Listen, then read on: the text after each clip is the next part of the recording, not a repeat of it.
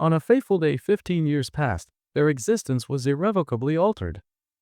Cracks materialized in the fabric of reality, ushering forth magical portals from which demons emerged. With these ominous arrivals came a newfound system of levels and abilities, granting humanity the means to resist the encroaching darkness. Those brave souls who took up the mantle of protection began to be known as adventurers. Each adventurer selected their unique fighting style, termed classes.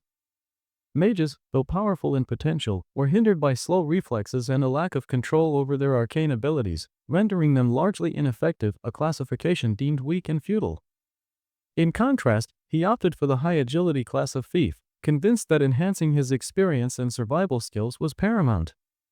Gradually, he amassed a considerable wealth of experience, ascending to the ranks of the mightiest adventurers, earning the moniker Blade of Divine Speed.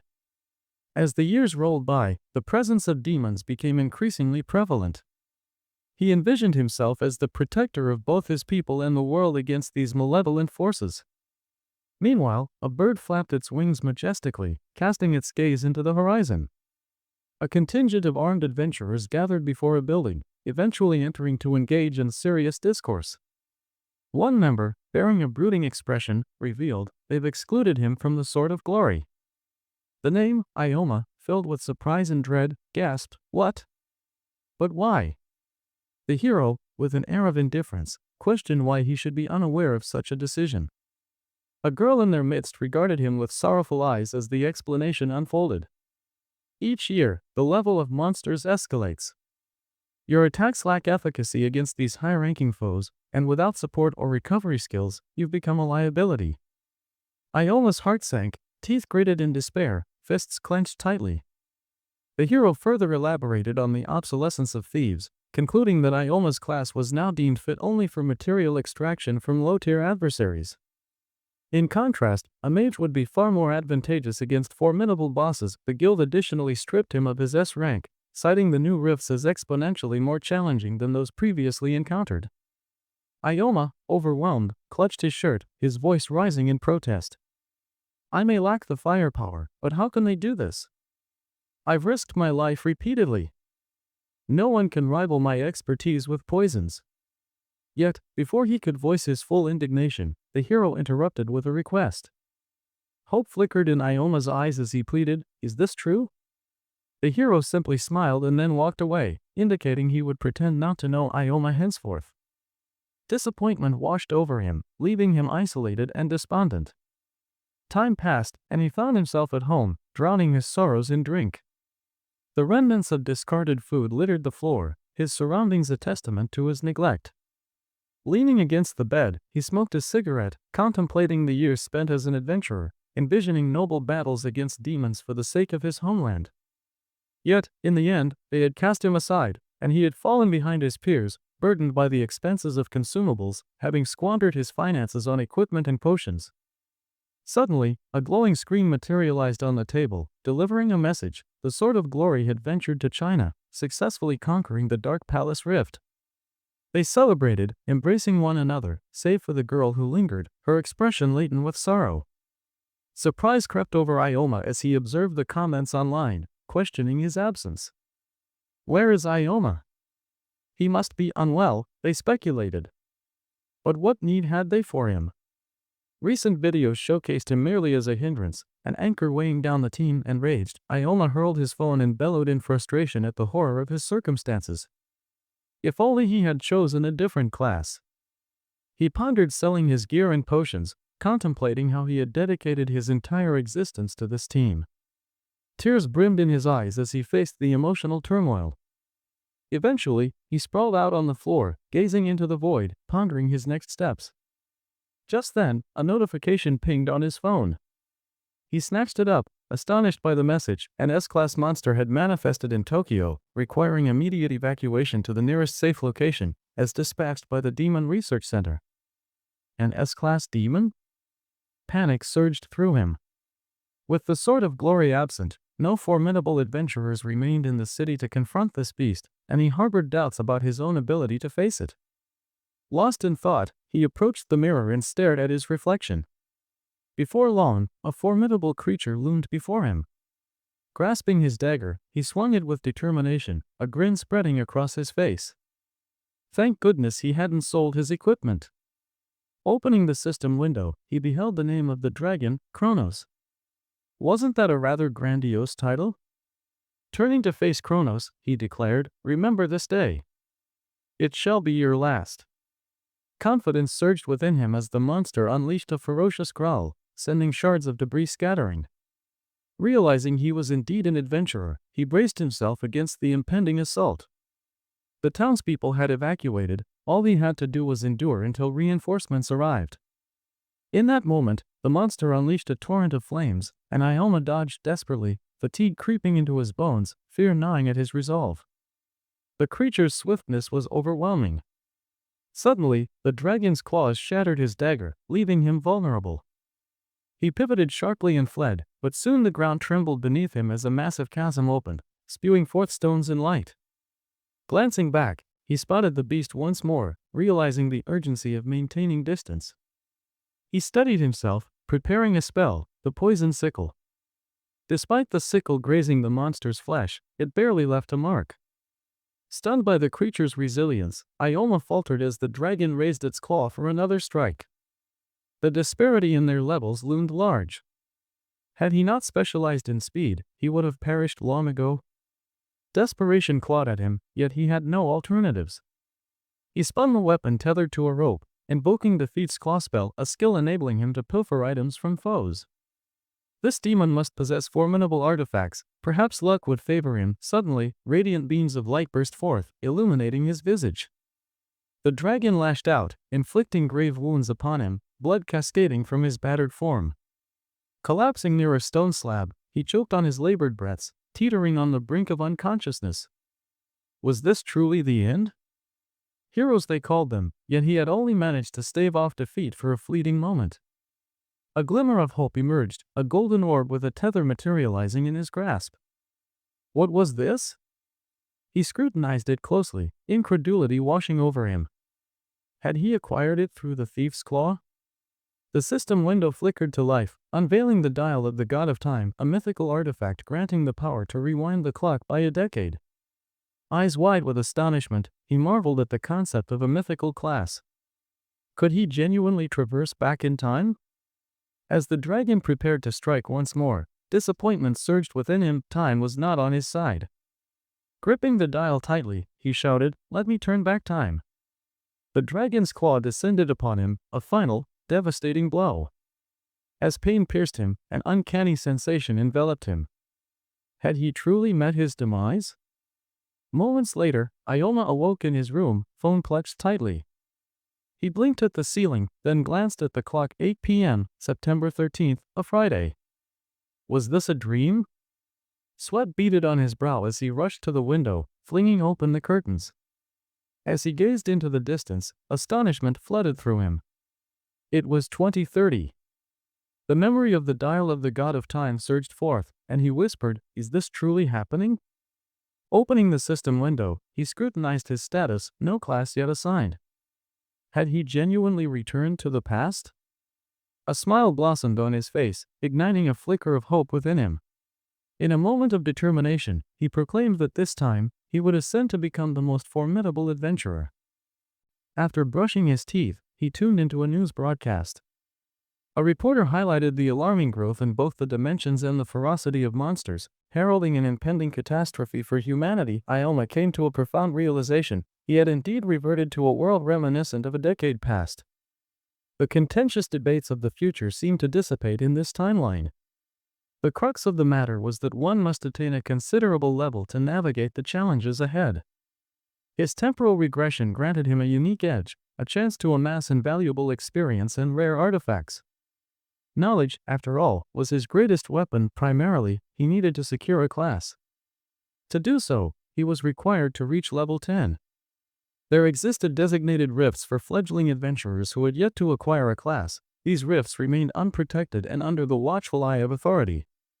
Venturing into one of these caves, he felt a surge of optimism. Level 6 was within his grasp. He found himself in an F-rank rift, deep within a goblin cavern. With a fierce shout, he vanquished one of the creatures, its blood splattering onto him. Turning towards him with a grin, a stranger cautioned him to be more vigilant. "Are you hurt?"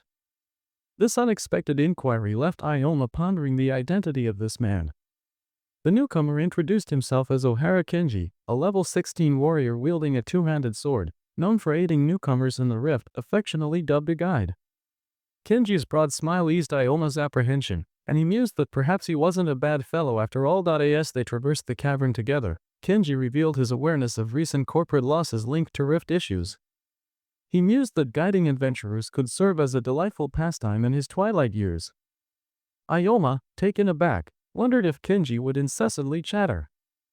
In a triumphant outburst, Kenji dispatched another goblin, celebrating the achievement of Ioma reaching level 10. The system chimed, announcing the acquisition of 6 experience points, catapulting him to level 10 and granting him 2 skill points. Kenji, patting him on the back, offered words of encouragement, acknowledging Ioma's impressive feat. "Well done," he exclaimed, expressing confidence that Ioma could evolve into an exceptional adventurer. As the conversation unfolded, Kenji informed him that upon reaching level 10, he could select a class, urging him to ponder his choice carefully. If he desired, he could seek Kenji's counsel. Engaging in contemplation, Ioma began to deliberate on the class he would choose. The class selection hinged upon his attributes and abilities, with skills obtainable via skill points. The list of skills available to him included Fire Magic, 30 points, Search, 15 points, Fencing, 7 points, Magical Support, 5 points, and Night Vision, 5 points. Kenji recommended the Warrior class, emphasizing the myriad techniques he could impart. However, he suggested that Ioma's fighting style might align more closely with the Thief class. It all sounded appealing to Ioma, who attempted a smile in response. Yet, Kenji leaned in conspiratorially, probing if he had acquired any skills yet and if he was aware of activating acceleration and enhancement skills essential for bolstering an adventurer's physical prowess. Though upgrading these skills was paramount, Ioma contemplated the notion that to emerge as the strongest adventurer, he ought not to squander skill points on such abilities. He ruminated on this throughout the evening, ultimately deciding he would indeed need them. Reaching for a specific button, he was abruptly interrupted by Kenji's panicked shout, urging him against such an action. The system announced the acquisition of the Soft Fall skill, utilizing 5 skill points, which mitigated fall damage and enhanced gravity resistance. Kenji, taken aback by Ioma's impulsiveness, pressed his hand to his chest, bewildered by the rapid decision-making. The system then reported that Ioma had already leveled up the Soft Fall skill to level 2, earning him 10 additional skill points. Kenji, now flabbergasted, exclaimed that he should exercise patience, cautioning against haste. Undeterred, Ioma pressed on, and the system confirmed the skill's progression to level 3, expending 15 points. Kenji, in utter disbelief, lamented that Ioma had squandered all his points on a single skill. Ioma regarded him with confusion, choosing to remain silent. Kenji, regaining his composure, cautioned that such skills would only suit a swordsman or a peasant. Defiantly, Ioma countered that he wouldn't succumb to such limitations. The system window revealed several class options: Swordsman, Peasant, and Gravity Master. Opting for the Gravity Master class, a hidden class activated by fully utilizing the Soft Fall skill, he recognized the rarity of this choice. Despite its perceived weaknesses, he recalled his tenure as an S-rank adventurer. Understanding the class's true potential, the system inquired if he was certain about his selection. Kenji, filled with trepidation, implored him to reconsider, cautioning that this was a magic class and that he could still pursue the path of a swordsman. Ioma, resolute, affirmed his decision, and the system confirmed the acquisition of the Gravity Master class, along with the skills of Gravity Magic and Gravity Control.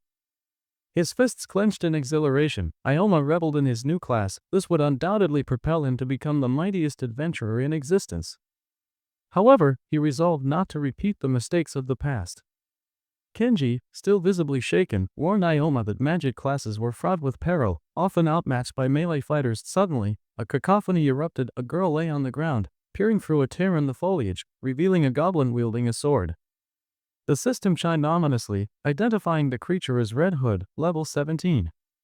Kenji, his face pale with fear, questioned the origin of such a formidable adversary. The goblin charged forth, clutching the girl, who was clearly distressed. This monster rarely appears, Kenji mused anxiously, fearful for their survival, as most adventurers around were no higher than level 10. Desperation surged within him. He had to act. In a frantic shout, he urged Ioma to flee while he diverted the creature's attention. Grabbing his sword, Kenji lunged toward the foe. Observing the unfolding chaos, Ioma recognized the gravity of the situation. Kenji, despite his bravado, was clearly outmatched by this level 17 adversary. As the battle raged, Ioma stood frozen, realizing that even from his vantage point, he could not grasp the goblin's movements. His gravity magic remained too nascent, and he felt an overwhelming sadness at the thought of abandoning Kenji, who had shown him kindness. In a pivotal moment, Ioma seized a sword, racing to Kenji's aid, declaring that he could not simply stand by. Kenji, alarmed, reiterated that the monster's strength was beyond Ioma's capabilities, warning that his magic class was too feeble. Undeterred, Ioma shouted back that he was determined to test the limits of his newfound powers against this beast. He was willing to risk it all to unveil the capabilities of the strongest class. If they failed, escape would be a distant hope. As the monster lunged, Kenji's terrified cries echoed in the air, urging Ioma to retreat. The reality of their situation weighed heavily upon them, the disparity between their strengths glaringly apparent. Amidst the turmoil, Ioma resolved to confront the challenge head-on, unwilling to waver in the face of adversity. Employing spells such as gravity control and gravity weakening, he unleashed an array of purple magical rays that seeped from his very being. With an intimidating glare fixed upon the lurking monster, it hesitated, coming to an abrupt halt. Kenji, taken aback, pondered the astonishing speed displayed by the gravity master. Was he truly moving that swiftly? By diminishing gravity, he had effectively accelerated his own movements, yet they became increasingly predictable. Regardless of the enemy's maneuvers, as long as he could decipher their motions, he remained unfazed. The monster lunged with malevolence, bearing razor-sharp fangs while launching itself into a leap, sword poised for an attack. Meanwhile, Ioma reflected on his past life, recalling the countless battles he had triumphed in through sheer speed alone. In that instant, he countered the creature's assault, striking it decisively in the abdomen. Blood gushed forth, drenching the ground as the monster writhed in agony, its body marked by grievous wounds. Kenji remained astonished, grappling with the unfolding events. How could a low-level magic class inflict such damage upon the Red Hood? The Gravity Master class, renowned for its superior physical capabilities, thrived on adept mana control. With the right skills, this class could ascend to unparalleled heights. In the initial stages, the predictable movements of monsters allowed for evasive maneuvers, providing ample opportunity to dodge their attacks. With wide-eyed disbelief, Kenji exclaimed to Ioma, only to be abruptly interrupted by a piercing scream from Ohara, a warning to strike the monster down. The creature crouched menacingly before Ioma, while Kenji, startled, rushed forward with a battle cry, sword raised high. As he charged at the goblin, it turned, attempting to utter a warning, but the brilliance of Kenji's blade illuminated the vicinity. Behind the monster, Ioma had already summoned a magic circle, a triumphant smile gracing his face, knowing that the creature had made a grave error in turning its back. Harnessing gravitational magic, Ioma unleashed a blinding purple aura, encircling the beast with a myriad of chains as he shouted, "Gravity restraints." The monster groaned in torment, its gaze shifting back to Ioma just as Kenji delivered a powerful strike to its chest, obliterating it in a singular blow. A system notification chimed at 25 experience points received. Level up to 12. Elation coursed through Ioma as he realized they had vanquished the monster, a fierce encounter. With the Gravity Master class at his disposal, he could undoubtedly emerge as the strongest adventurer. Onlookers regarded him with weariness, questioning whether he was truly a novice who had just bested the Red Hood. Kenji, still in shock, recognized that he had barely survived the creature's onslaught, while Ioma, a low-level character, had effortlessly triumphed. He appeared almost oblivious to his own prowess, defying the label of mere genius. Who was this Ioma? With a heavy heart, Ioma sheathed his sword, suddenly overcome with exhaustion. Leaning against the stone wall, he gasped for breath, his mana reserves depleted. The skills of the Gravity Master were notoriously demanding, leaving him utterly powerless. He needed to reflect on this limitation later, as his body trembled with fatigue. Kenji approached, a smile on his face, expressing gratitude and offering assistance. "I would be immensely grateful for your help," Ioma replied, and Kenji lifted him onto his shoulders. The presence of numerous low-level adventurers surrounding them was reassuring, for Kenji had not only saved his life but also helped him confront his fears. Lacking the courage to combat formidable foes, Kenji had previously confined himself to hunting lesser demons, yet now he felt he had taken a significant step forward. He recognized the necessity of leveling up, though he understood this would not be an easy endeavor to undertake alone. Approaching a young woman at a nearby computer desk, he inquired about the Master of Gravity. She had never encountered such a class before, expressing skepticism regarding its battle viability due to its low attributes. With unwavering confidence, Ioma clarified his search for a temporary team. The girl informed him of several low-level groups available, but she warned that his attributes were quite limited, raising concerns about potential difficulties. A melancholic realization washed over him. With such a rare and obscure class, it was only natural that he might not receive a warm welcome. Just then, a newcomer entered the room, questioning the commotion. The yellow-haired man approached Ioma, introducing himself as Atsunami, leader of the illustrious Thunder Knights. Ioma, curious, inquired whether he possessed a warrior class. With a smirk, Atsun dismissed magic classes as inferior, claiming they were for those too timid to confront monsters, thereby rendering their practitioners unfit to be adventurers. He chided Ioma for his choice of class, suggesting that it was a rare one with meager attributes, while he himself could achieve great heights with his own rare class. Taken aback, Ioma asked if Atsun too had a rare class. Atsun, with an air of arrogance, confirmed this, eager to demonstrate his might. Seizing his sword, crackling with lightning, he raised it high, bellowing a spelled lightning strike. The atmosphere erupted in a brilliant flash of yellow light, illuminating the entire area. The onlookers gasped in astonishment, marveling at the sheer strength of his skill.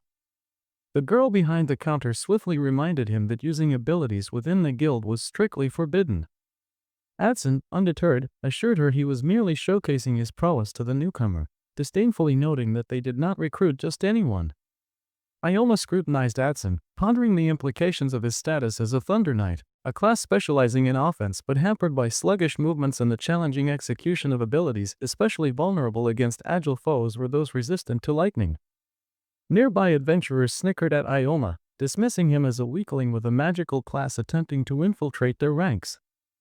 They acknowledged Atsun's class as enviable, fueled by rumors that one needed high starting stats to attain it. Ioma recognized the truth in their remarks. Little time had elapsed since the rifts had emerged, and perhaps solitude was preferable until he could earn the trust of others. The emphasis had shifted toward spectacular abilities and robust characteristics. The receptionist cautioned Atsun against belittling Ioma, but he, unfazed, decided that he would pursue the path of solitude for the time being. Sai, another adventurer, chuckled derisively, advising Ioma to abandon the notion of becoming an adventurer, warning him to at least try to survive. Turning his back, Ioma walked away, offering a curt thank you for the unsolicited advice. Z, observing him from a distance, smirked. In the archives of the Adventurers Guild, Ioma perused a tome, contemplating the necessity of forging trustworthy alliances rather than relying solely on temporary teams. He understood that compatibility with his gravitational abilities was crucial. While he had successfully defeated the Red Hood, he needed to rise through the levels and accumulate achievements. Having mastered the art of utilizing gravity to his advantage, he pondered whether it would be wise to seek higher-level rifts. Snapping his fingers, he reopened the book, searching for an appropriate rift. Is this a level 25 stone temple? He mused. This rift, ideal for leveling up and mining stones, lay under the guild's jurisdiction. Within it, rudimentary animated statues were easy prey for an average-level hunter, enabling effective material collection and leveling. The system window indicated that Ioma was at level 12, raising questions about whether he could attain sufficient experience without venturing deep into the rift. Contemplating his options, he closed the book and set forth, eager to explore the stone temple. Upon entering, after a spell of time, the girl behind the reception desk exhibited a palpable trepidation, her face contorted in fear as she vociferously inquired whether he intended to venture to the stone temple with a level 12. Ioma handed her an application, asserting that as per the established guidelines, there were no impediments to his quest. She clutched a sheet of paper, her voice quavering, and remarked that while this was indeed accurate, it also meant he was embarking on a perilous journey, one that could lead to his demise. The advised level for this particular rift was a daunting 25, notorious for its instability and formidable adversaries, Ioma, unfazed, turned his back on her and cheerfully proclaimed that he would merely explore for a short while and return promptly. Strength cannot be attained without courting danger. He had no alternative but to confront powerful beasts, all for the sake of leveling up. He stepped into the mystical portal, reassuring himself that his stay would be brief. If he could vanquish just one creature, he would ascend a level. As he traversed the area adorned with stone statues, one suddenly emitted a cacophony, brandishing a sword menacingly. Ioma stood momentarily dumbfounded, a sardonic thought flitting through his mind. What a juvenile ruse! In that instant, a pixelated system window materialized before him, revealing that the adversary was level 20. Turning toward the hapless creature, which failed to land a blow, he remarked that this was sufficient for him. The monster continued its futile attempts to strike, wielding its sword, yet Ioma deftly evaded its attacks with an air of serenity, commenting on how close the encounter had been. A grin spread across his face as he sized up the stone figure poised to strike. He invoked a spell to diminish gravity, vibrant magical sparks enveloping his form as he executed a sudden maneuver and dashed in the opposite direction. The creature, bewildered, was no match for him. He could effortlessly anticipate its movements. Seizing the moment, he retaliated with a flurry of strikes, landing several blows. However, the monster merely chuckled, revealing its formidable defenses. With a renewed fervor, the creature lunged at him, growling ferociously. Ioma, undeterred, questioned the creature's reckless charge, fully aware of his speed advantage. Once more, he harnessed the gravity-reducing spell, sending magical sparks cascading toward the monster. With a resounding cry, he unleashed a spell of double gravity, plunging his sword into the creature's chest. The blade radiated a blinding light, and moments later, the monster was cleaved in twain, collapsing to the ground. Ioma surveyed the aftermath and contemplated a technique to have the pressure just before impact, culminating in a powerful strike. He gained 25 experience points, leveling up to 16 and acquiring 8 skill points. Astounded, he realized he had ascended multiple levels simultaneously, in addition to earning skill points. He resolved to prioritize these enhancements.